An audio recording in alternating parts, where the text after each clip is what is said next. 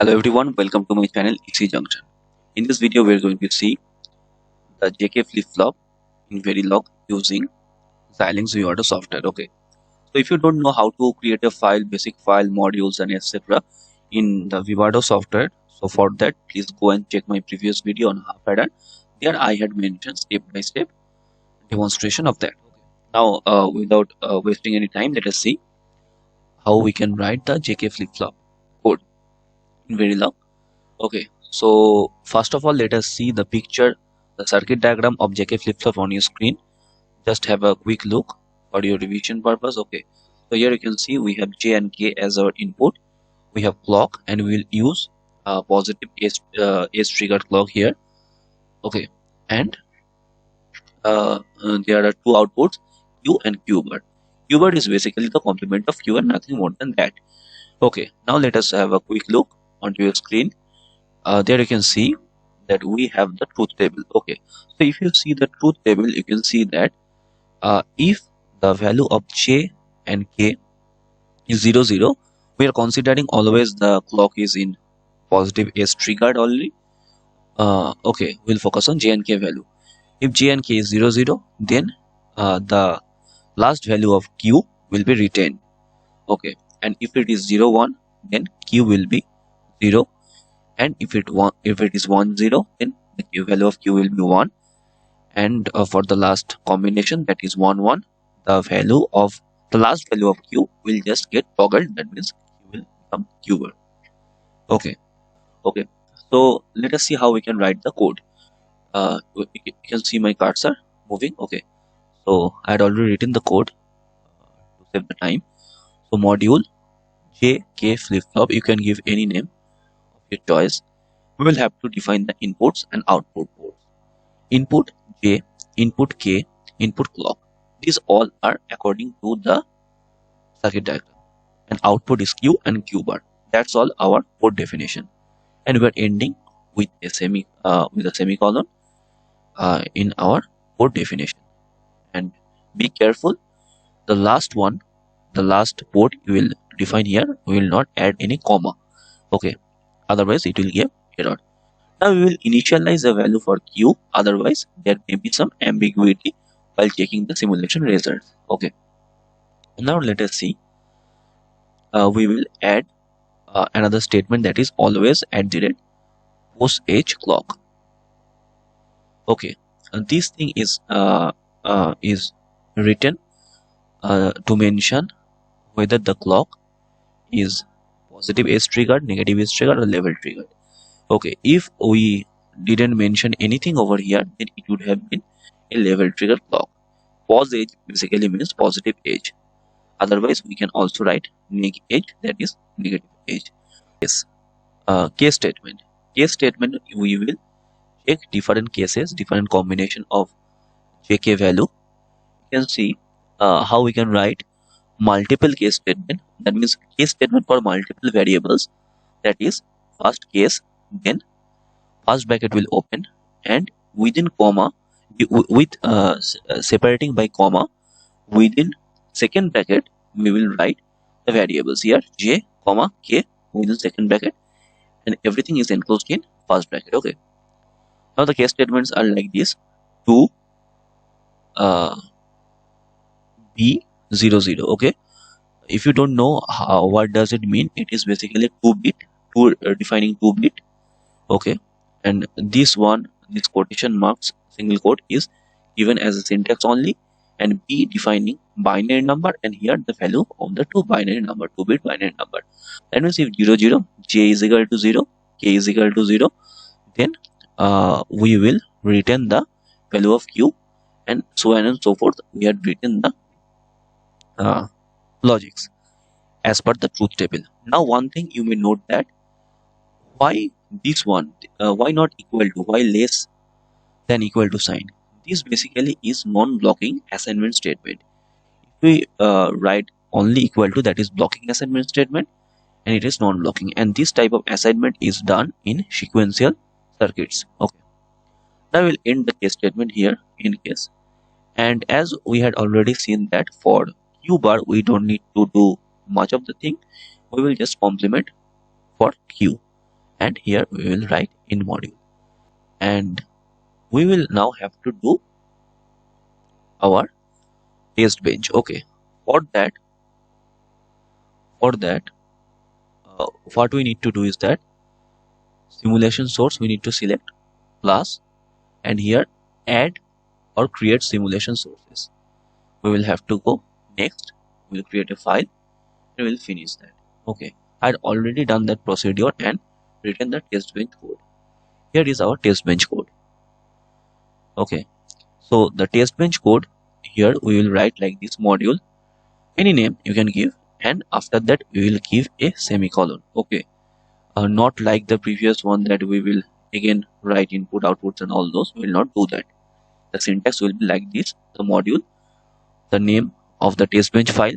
Okay, now we can define the registers j, k, register clock equal to 0. Why I am mentioning clock equal to 0?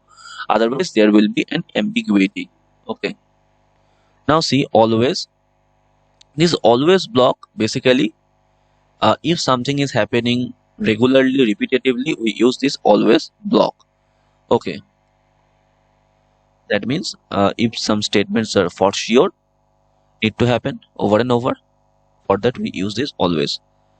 H5 means 5 seconds of delay.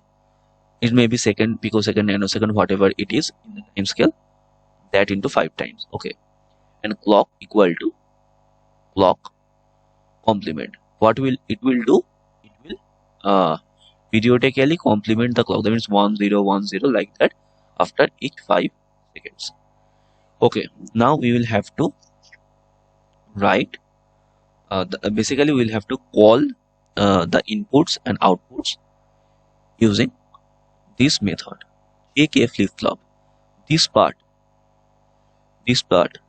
jk flip-flop part is just the same name as our test bench code, sorry, the module name of our basic code. Okay, then we can write anything here. Anything means anything, just it will create an instance. Okay, then we will write in the order .j, .k, .clock.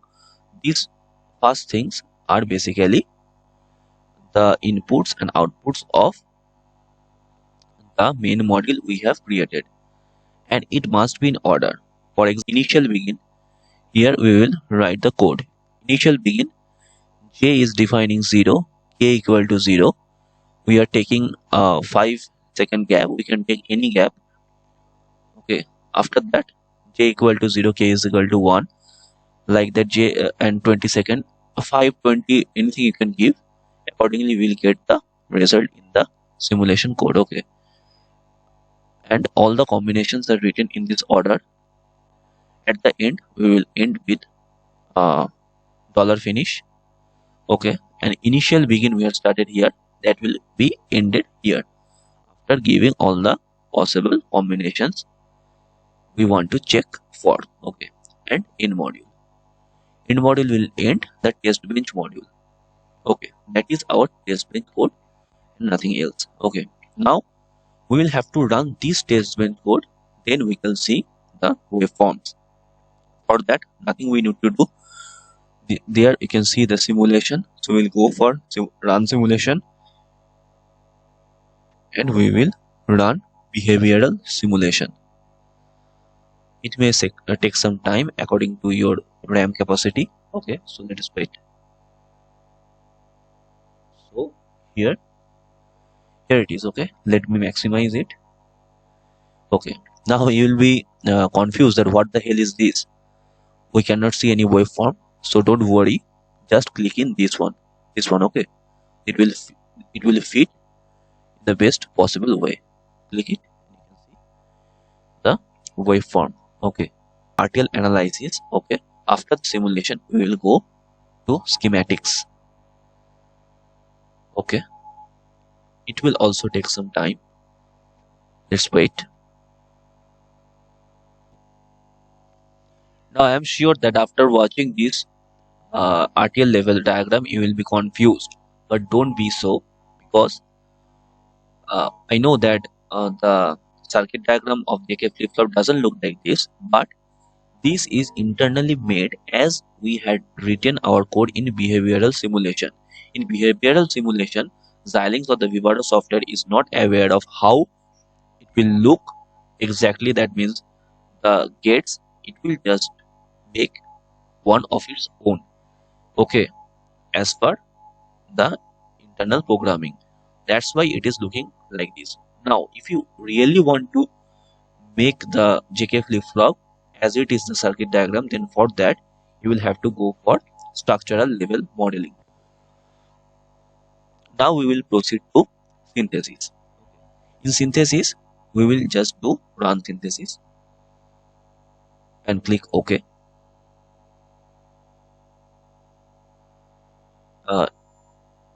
Another time OK, and it may take several minutes. Okay, so we'll have to wait. So we'll click on run implementation. Okay. Now after several minutes, we are done with our synthesis and implementation. Let us see the schematics.